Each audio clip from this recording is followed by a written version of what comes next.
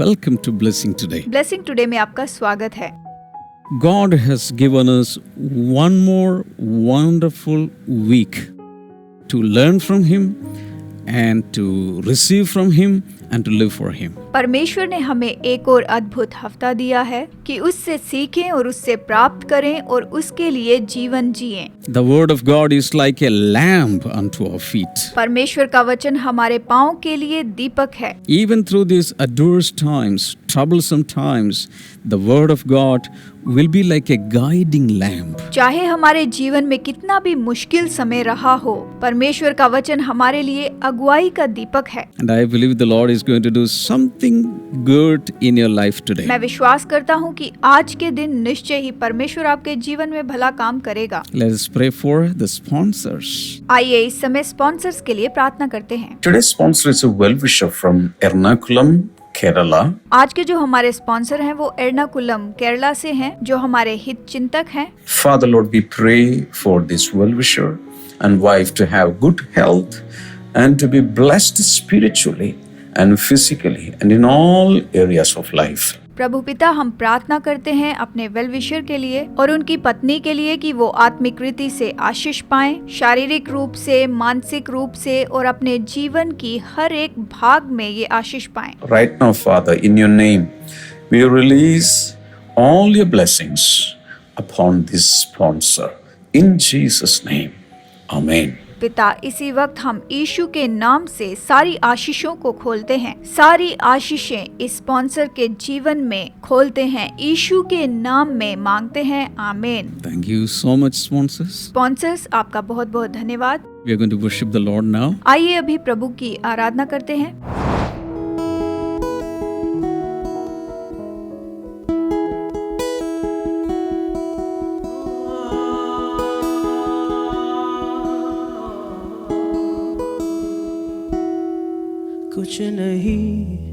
कुछ नहीं चाहिए खुदा,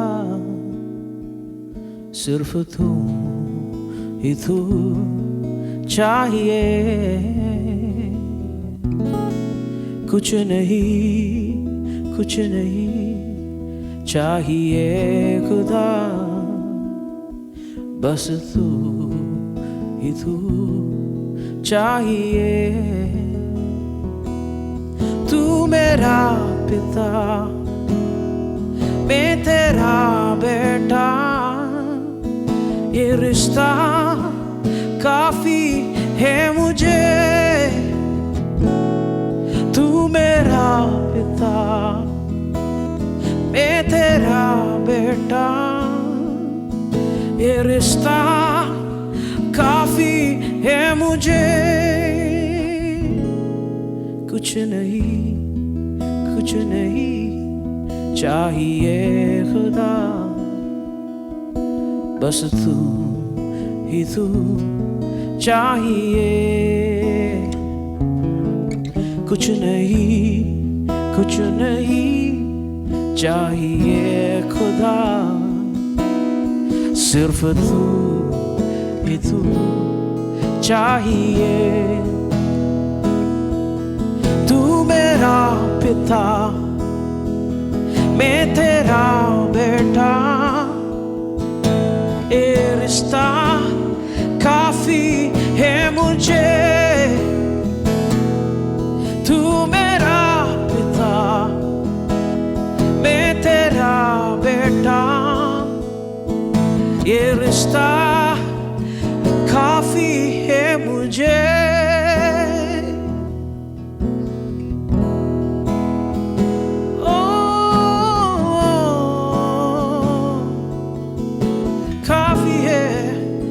काफी है मुझे।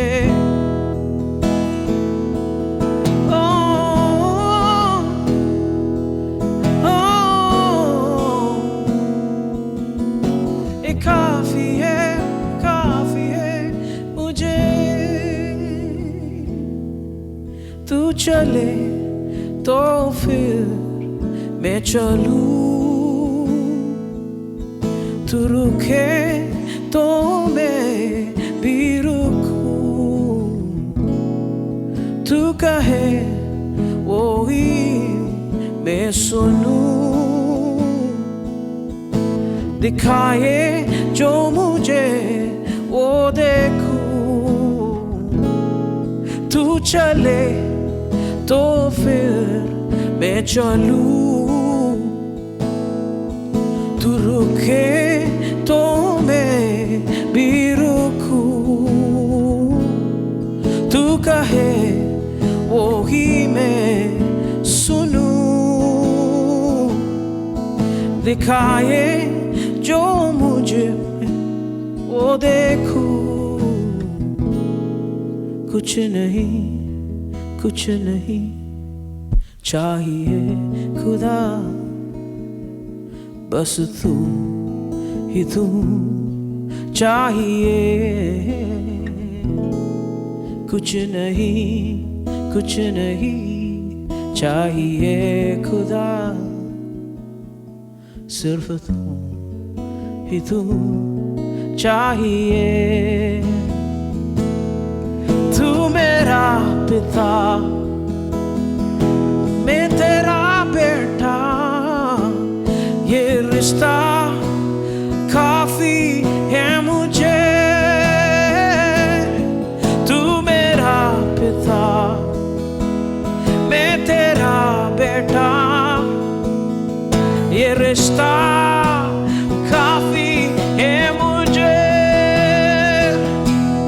तू मेरा पिता, मैं तेरा बेटा, ये रिश्ता काफी है मुझे। तू मेरा पिता, मैं तेरा बेटा, ये रिश्ता काफी है मुझे। ये रिश्ता काफी है मुझे। ये रिश्ता काफी है मुझे।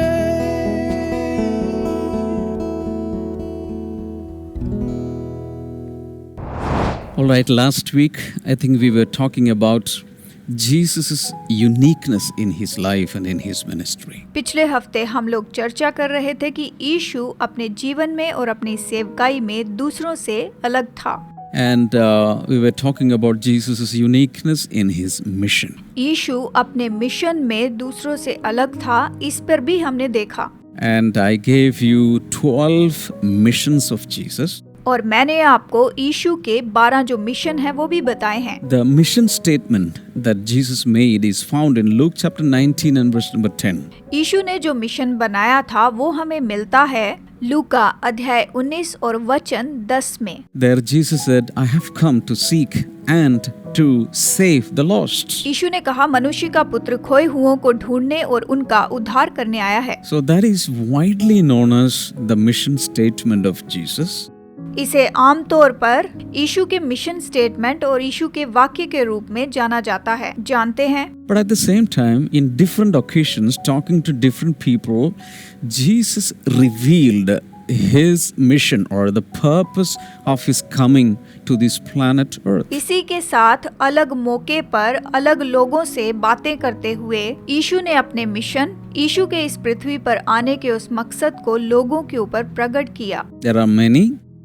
ये तो बहुत से हैं। So we are going to continue with that today also. तो आज भी हम इन्हीं को आगे देखते जाएंगे। So this is number 13. तो ये है number 13। Jesus said, I have come to bring fire on the earth. यीशु ने कहा, मैं इस पृथ्वी पर आग बरसाने के लिए आया हूँ। We can read Luke 12 and verse number 49. हम पढ़ सकते हैं लूका अध्याय 12 वचन 49, आइए पढ़ें।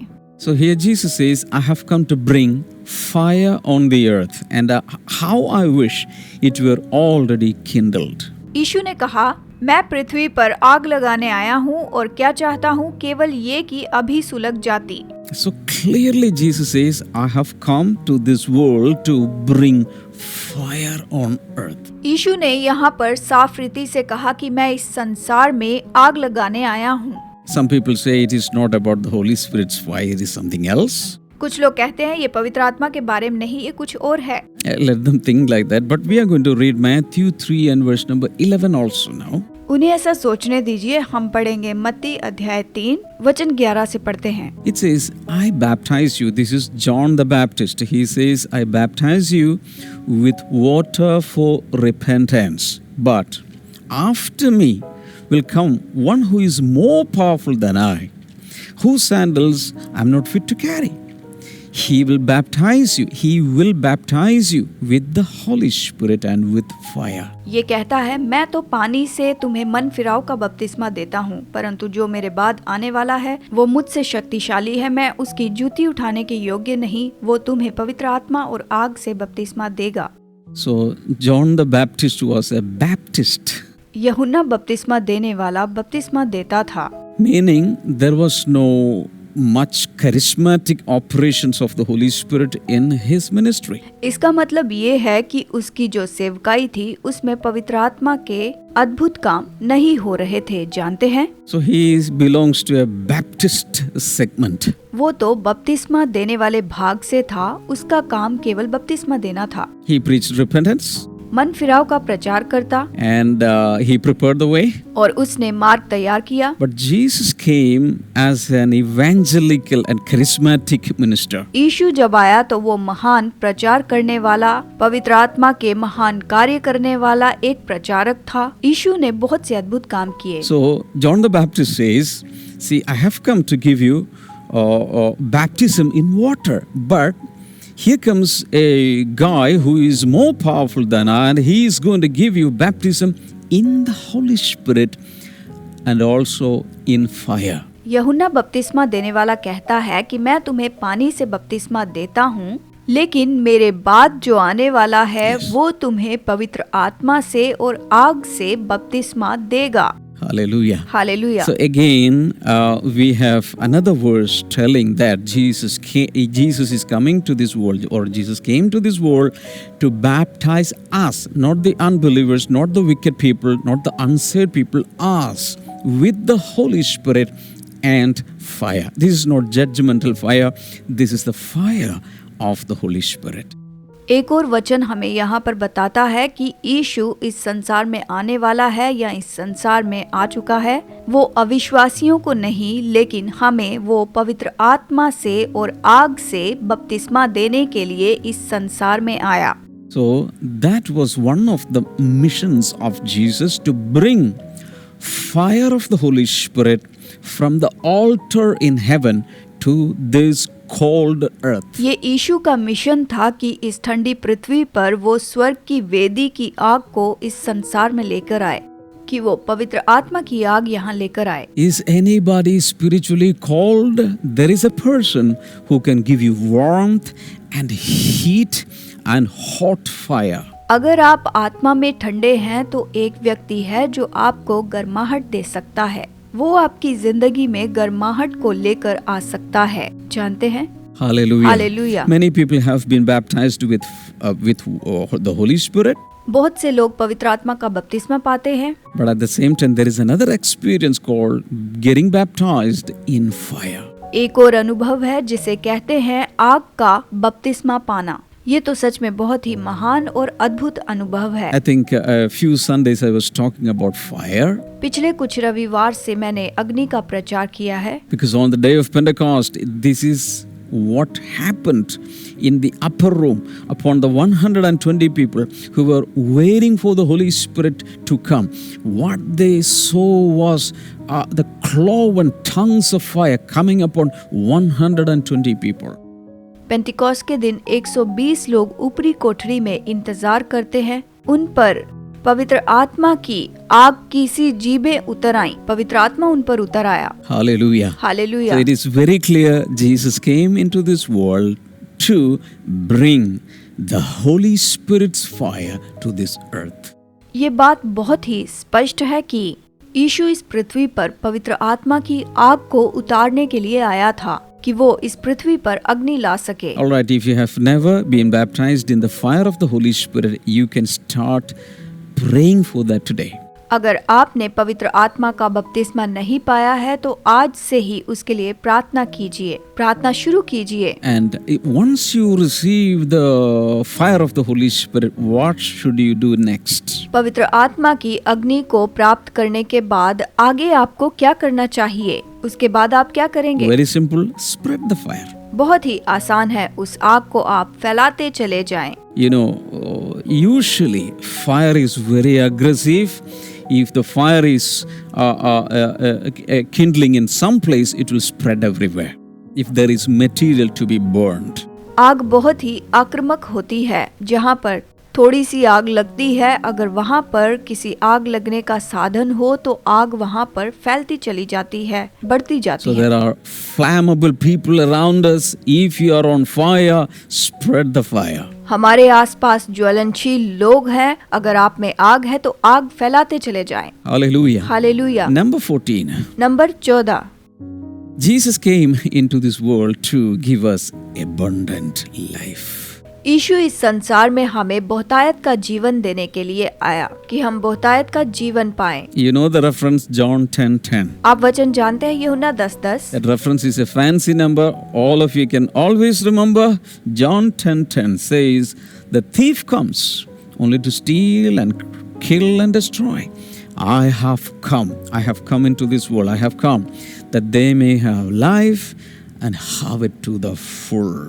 याद रखने के लिए ये बहुत ही आसान है। यूहन्ना 10:10 कहता है, ये कहता है, चोर किसी और काम के लिए नहीं परंतु केवल चोरी करने और घात करने और नष्ट करने को आता है।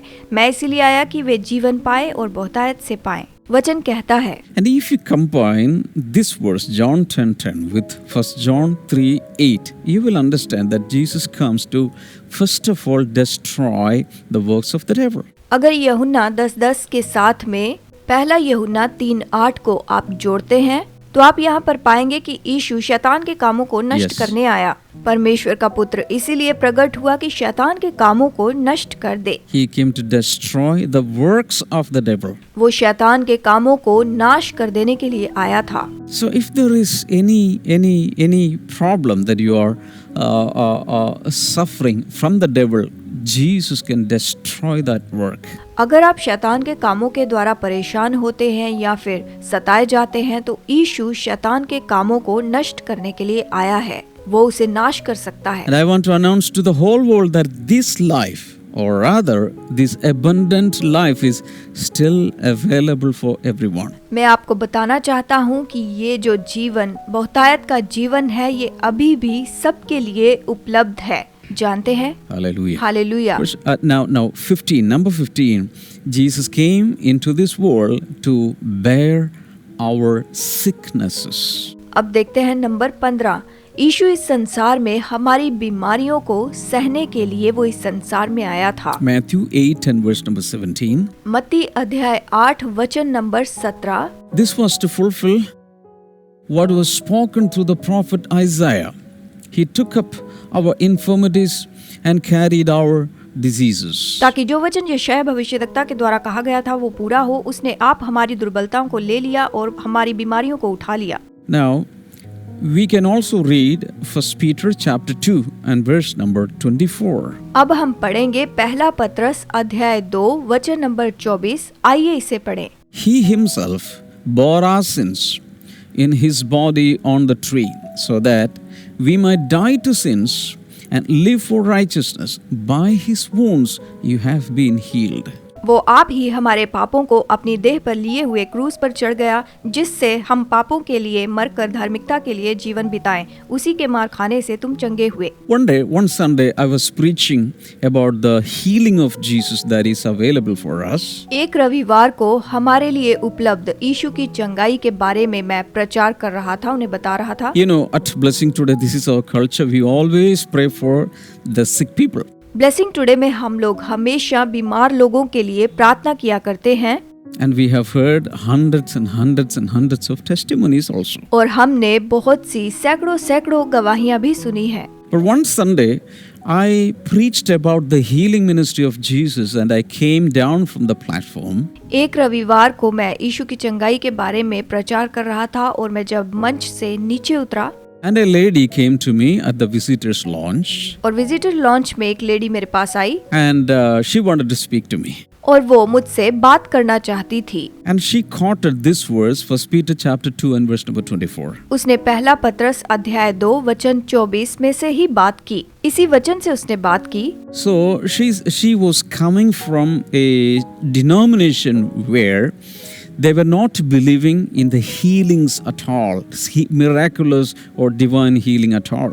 और वो ऐसे डिनोमिनेशन से आती थी जहाँ पर किसी भी चंगाई पर या चमत्कारों पर विश्वास नहीं करते हैं। So she was married to a young man in our church. उसका विवाह हमारे चर्च के नौजवान के साथ हुआ था। So she came and she started to argue with me.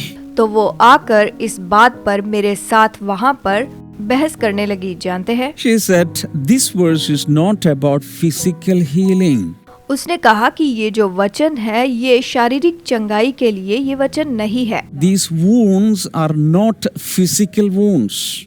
और ये जो जख्म है ये जख्म शारीरिक नहीं है। These are inner wounds, the wounds of the soul and the wounds of the spirit. ये भीतरी जख्म है, ये आत्मा और प्राण के जख्म है। ये शारीरिक जख्मों के बारे में नहीं बता रहा। Jesus died only for our sins. यीशु तो केवल हमारे पापों के लिए ही मरा, ऐसा उसने कहा। Not for our sicknesses. वो हमारी बीमारी के लिए नहीं मरा। And when you pray, just pray, Pastor. When you pray, just pray. If it is your will, you may heal the sick. Don't command the sick to be healed. उसने कहा, pastor जब आप प्रार्थना करते हैं तो इस प्रकार प्रार्थना कीजिए कि अगर तेरी इच्छा है तो तू इन्हें चंगाई दे, लेकिन आप चंगाई के लिए आज्ञा मत दीजिए। And after that also, I think she wrote all these arguments on a paper and gave to me, or she sent some email or something. I don't exactly remember. She was trying to establish that God does not heal today. उसके बाद भी ये सारी जो बहस की बातें थी उसने मुझे ईमेल के द्वारा भी भेजी या पेपर पर लिखकर दी। मुझे ये सब याद नहीं है, लेकिन यीशु आज चंगाई नहीं देता है। इसी बात पर वो अड़ी रही और बहस करती रही। Now, when I was reading the Bible, और जब मैं बाइबल पढ़ रहा था I came to Matthew 8. तो मैं मत्ती 8 अध्याय से पढ़ने लगा। And in Matthew 8, Matthew is writing about Jesus healing different kinds of sicknesses. मत्ती यहाँ पर बताता है कि यीशु ने अलग अलग तरह की बीमारियों को चंगाई दी। इस तरह से ये हमें बताता है। And finally, he's quoting from the book of Isaiah. और अंत में वो यशाया की किताब में से यहाँ पर बताता है। And he writes, this was to fulfill what was spoken through the prophet Isaiah. He took up our infirmities and carried our diseases. ताकि जो वचन यशाया भविष्यद्वक्ता के द्वारा कहा गया था वो पूरा हो। उसने आप हमारी दुर्बलताओं को ले लिया और हमारी बीमारियों को उठा लिया। This is found in Isaiah 53 and verse number 5. इसे यशाया अध्याय 53 वचन 5 में देखा जा सकता है। So after Jesus had healed physically, the physically sick people, then Matthew is saying that this was fulfilled. This prophecy was fulfilled here. That is clear that it was sicknesses of the bodies, not the mind. Of course, God can heal the mind, emotions, spirit, but this is particularly about our bodies. यीशु ने यहाँ पर शारीरिक चंगाई दी, वो हमें मानसिक चंगाई भी दे सकता है, लेकिन इस वचन में हम देख सकते हैं कि वो हमें शारीरिक चंगाई भी दे सकता है। वो चंगाई देता है। Hallelujah. Hallelujah. So it was very clear to me. तो मेरे लिए ये बहुत ही स्पष्ट हो गया। And not only that, hundreds and hundreds of miraculous testimonies that we are listening to every day, not only through Blessing Today, all over the world, through different men of God, different ministries and churches and denominations, the Lord is still healing the sick. हम प्रतिदिन हजारों हजार गवाहियाँ सुनते हैं, केवल blessing today के द्वारा ही नहीं पर पूरी दुनिया में अलग अलग कलीसियाओं के द्वारा, पास्टरों के द्वारा हम चंगाई की गवाहियाँ सुनते हैं। Wonderful. Hallelujah. Hallelujah. Now coming to 16. तो चलिए अब 16वां देखते हैं। Jesus came into this world to be the light of the world. यीशु इस संसार में आया ताकि वो जगत की ज्योति बन सके। Hallelujah. Hallelujah. I'll give you 2 verses. चलिए 2 वचन देखते हैं। John 12 and verse number 46. यूहन्ना 12 वचन नंबर 46 यहाँ पर देखते हैं। Jesus states like this, I have come into the world as a light, so that no one who believes in me should stay in darkness. मैं जगत में ज्योति होकर आया हूँ ताकि जो कोई मुझ पर विश्वास करे वो अंधकार में ना रहे। So it is very clear and crisp. It says, I have come into this world as a light. उसने स्पष्ट रीति से यहाँ पर कहा कि मैं संसार में ज्योति के रूप में आया हूँ। And not only that, the one who believes in me